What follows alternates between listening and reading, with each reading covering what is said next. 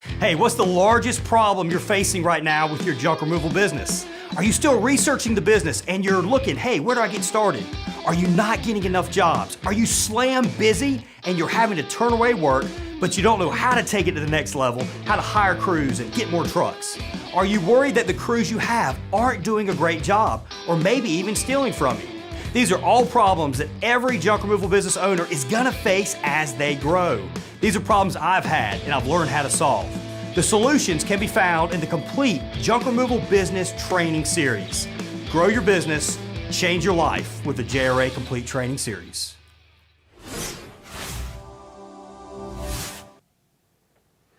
Welcome everybody. It is Tuesday, noon Eastern time, which means it's now time for Let's Talk Junk with Junk Removal Authority, where we help junk removal business owners make more money and live a better life. So if you guys are looking to get in business, if you're not in business yet, check out our full business package. There'll be a link in the description. It is the alternative to franchising. So with Junk Removal Authority, we have a bunch of different services you can use, whether you're in business or not.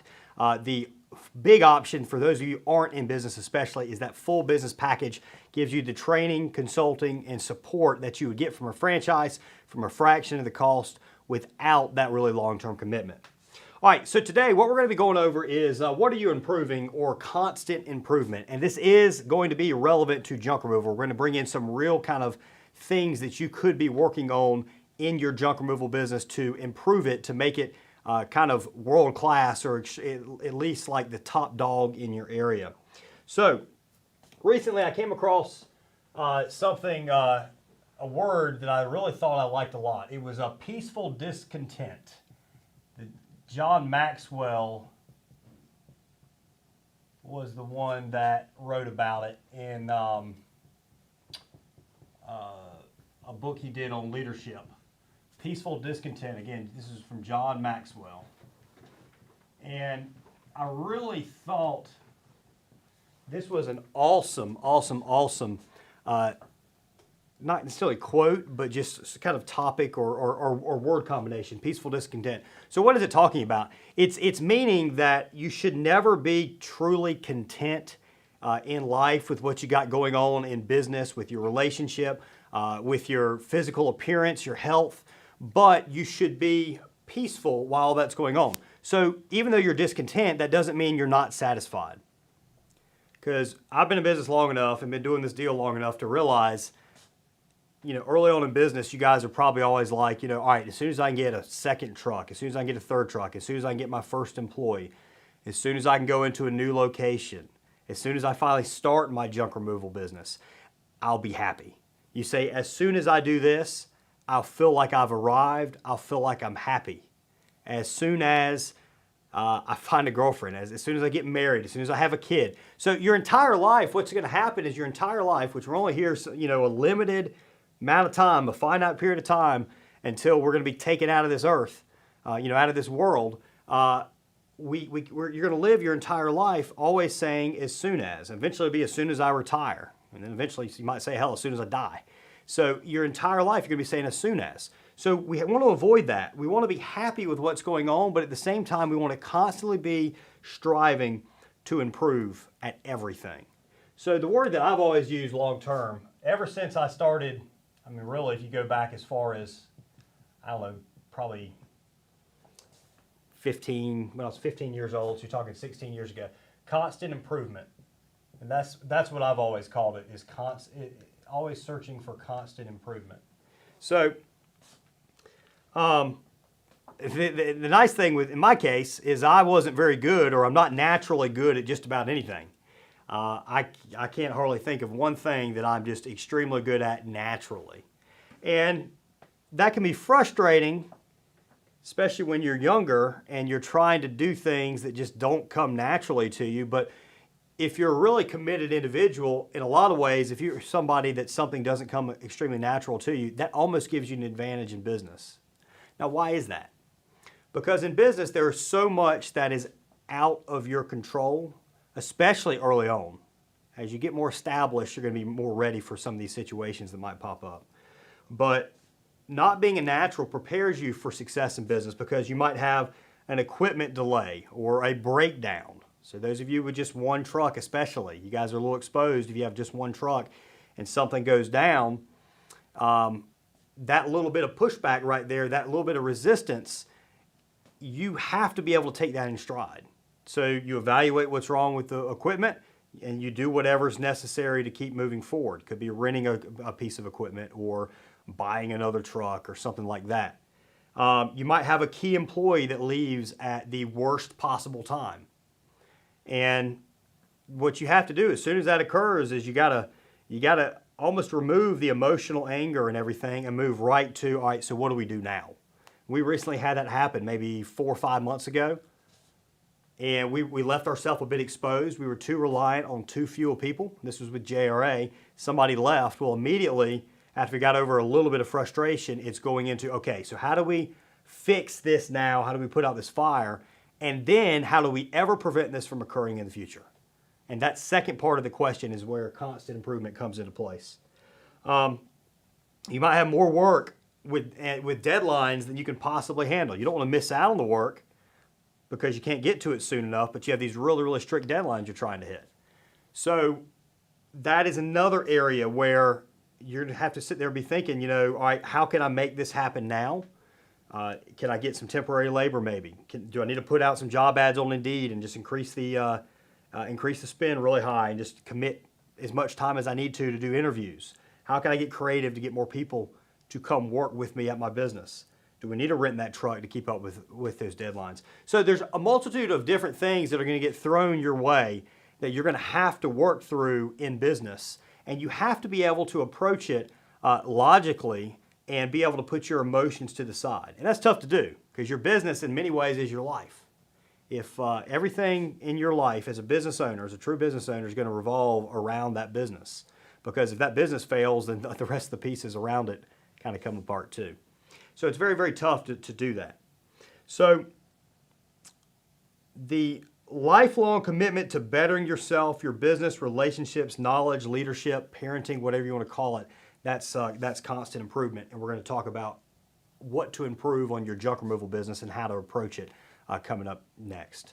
So if you guys in the comment section, if you want to talk about what's one thing you guys are working on improving in your junk removal business, or maybe you're not in business, so what are you doing to get ready to open up a business? Leave that in the comment section. If you have any questions around something you're working on that you would like help on, also post that in the comment section as well. We'll be happy to get to it. Today is another Amazon drawing day. So what you have to do is click on the link that Matt's posted somewhere. I'm sure he'll let you know there. And you'll click on that link, you'll register. And at that point, within the first 20 minutes of this show, so we don't have a whole lot longer, within the first 20 minutes of the show, I'm going to do a drawing. Whoever wins that is going, or whoever's drawing is going to get a $50 Amazon gift card. We've done this 2 weeks in a row. We've had 2 separate winners. So looking forward to seeing who that third winner is as well. And coming up. So the important thing to remember here, going back to peaceful discontent, is at some point in business, you're going to have accomplished the initial goals that you set out. As long as you kind of stick with them, you remember what those goals are, you fight through the setbacks that come your way, at some point you will accomplish those initial goals. And if you sit there on that, if you don't strive for the next thing, if you become content, maybe you go start taking a lot more vacations, but while those vacations are going on, you're not thinking about improving your business. Or while those vacations are going on, there aren't other people still working to grow the company. If the company begins to be stagnant, you get happy with the money it's making, you get happy with the number of customers that are coming in, things are overall going pretty well, but you're still not doing some form of growth, that's the point that your competition is really going to catch up with you. I have gotten to that point in the 10 years we've been in business maybe 3 times, and it doesn't last long. I kick myself out of it pretty quick. Sometimes it's because I see externally something's going on, or sometimes I say, you know what, this isn't what I set out to do. This feels good, I'm happy here, but now we got to keep pushing on because this isn't the eventual goal or the big goal that we want to go for. We want to constantly be improving this. With improvement as well, when you have this mindset of constant improvement in your business, the great thing is you're not focusing just on monetary returns. You're focusing on other things that are going to improve your business. Well, that means the monetary the money will follow. If you focus just on the money first, then you're looking very short term. You might be able to make good money in the short term, but long term, if your business doesn't constantly improve, then your returns go down. So, what are things in your junk removal business that you should be working on, or what you should be improving? Well, the first thing is you might realize, hey, I have a lot of fires that are going on. I have a truck that keeps breaking down. I have employees that aren't necessarily the best. I've got a customer that's extremely angry. We've got a job, or somebody just got injured. So you can have all these fires and these things you have to put out, but what you have to remember is putting out fires isn't improvement.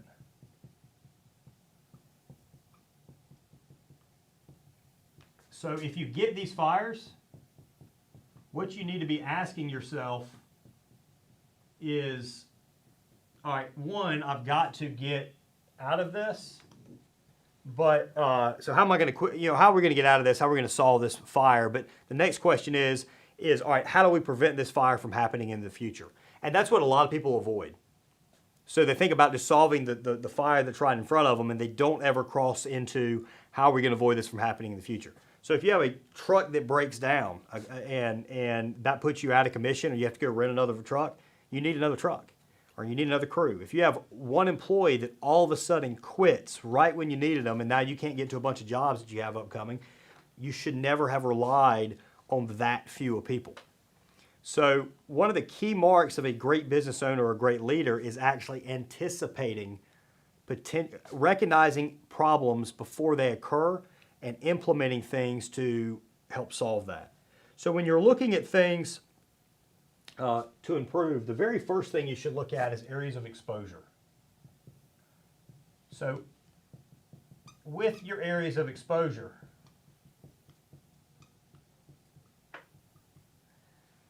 this could be from a legal aspect. So what legally could it be? Well, do you make sure you've got all the proper insurance? Make sure you have enough insurance. So when you first start out in business, you might have gone out and you gotten a automotive insurance policy that, I can't remember the exact numbers. I think it's $50,000 property damage, $300,000 liability, or something like that. If you have a 50/30 policy, 5300 policy, whatever, you are not fully covered there. You could wreck into a minivan. Your guys could wreck into a minivan, seriously injure 4 people in that minivan, and your medical bill, the medical bills will exceed that $300,000 easily. Easily, you could go into double that amount. All of a sudden, you're on the hook for $300 grand. So look for areas of legal exposure first. Next thing that you might want to be looking at is what's some exposure just around like injuries.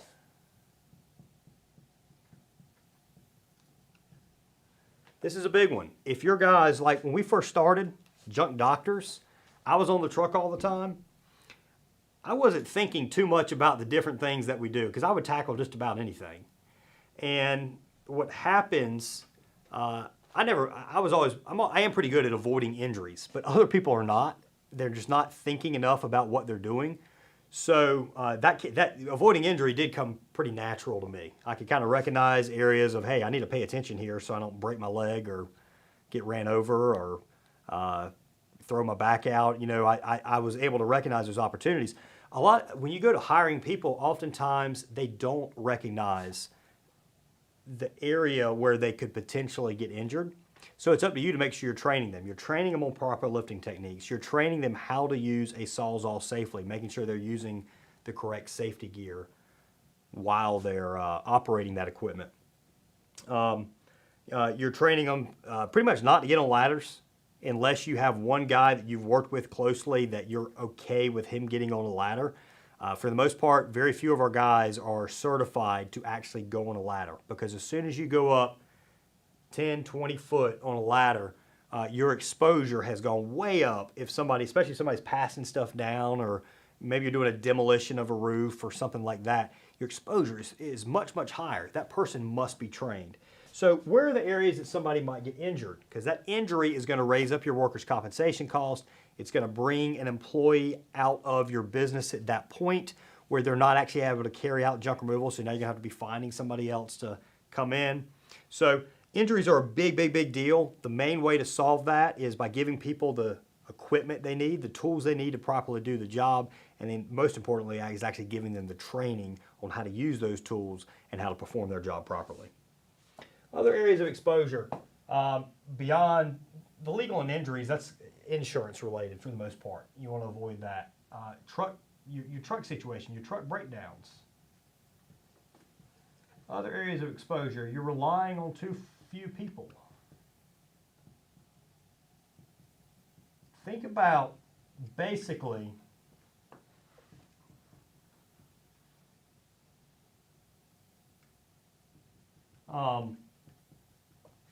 think about in everything your business has, if something were to fail or somebody quit, piece of equipment failed, some marketing you're doing, all of a sudden quit working. So we talk about Google Ads all the time. Even your marketing, rely on one marketing avenue. We talk about Google Ads all the time. It's a great way to build up your business. And when you first start, you very well might be exposed with having just mainly one form of advertising, at least at the very beginning. Now, you should be doing Home Advisor too, getting out on Facebook, interacting on Nextdoor, putting out yard signs. But you might find there's one that's just bringing in most of your work. You need to get away from that as quickly as you can. So SEO, in terms of Google Ads, SEO is the best way to kind of create some margin or cushion yourself against a potential blow from Google Ads. We have seen and heard cases of Google just randomly suspending an ads account, supposedly for a violation of their policy. And then after about 4 weeks, because it's impossible to get up with anybody at Google who can actually do anything, after about 4 weeks, all of a sudden they said, "Whoops, you know what? We made a mistake. Your ads account is turned back on." Over that 4-week time frame, think about all the business you could have missed out on because you were way too exposed. We have a question? What we got? We actually got two. We got one comment.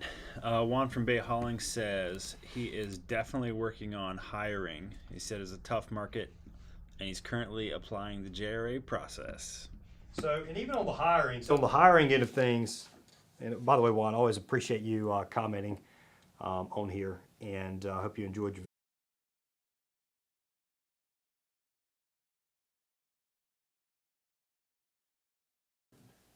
All right, we're back? Okay, we're back. All right, sorry about that, guys. Talking about constant improvement. Hopefully this doesn't go out again, but pay for expensive internet here, and it just quit on us. So anyway, we're back up and rolling. Appreciate those of you guys that stuck around. We were talking about Juan from Bay Hall and was talking about hiring. This is the toughest hiring environment we've ever experienced for hiring people for junk removal. When the government's paying people to sit at home, then it's tough to compete. And even Biden recently came out and said, hey, if businesses were willing to pay people enough, people would come back to work.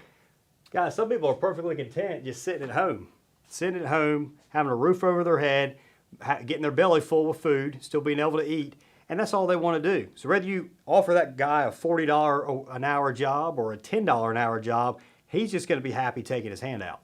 So that expires in September. Hopefully the government doesn't decide to try and make a basic wage or whatever they've been trying to get passed for a couple years, because that will be the beginning of the end, or it will make things very much more difficult, and it'll be a harder working environment in order to find people and kind of advance your business, advance the society as a whole, because people are going to be relying on those handouts. So, don't want to go too political here, but that is the reason we're having trouble hiring people. Come September, it should get a lot easier. What was the other question we had? Do you have access to that? Mm-hmm. Okay, what we got?